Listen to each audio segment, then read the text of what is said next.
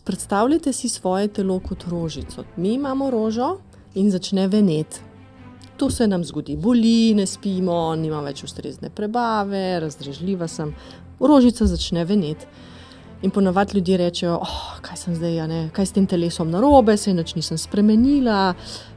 Skratka, jezimo se na sebe. Jezimo se, jaz imam zdajle druge stvari, ne moram se s sabo ukvarjati, ne? In mi, ko rožica veni, nikoli ne bomo rekli, kaj je s to rožo narobe? Kaj se zdaj nekaj tle veni? Ne.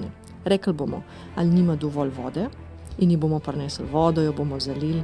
Mogoče je kar naenkrat ne paše več ta lokacija, jo bomo prestavili. Kaj pa, če je majčkeno premalo pognojena? Kaj, če ima premalo te zemlje?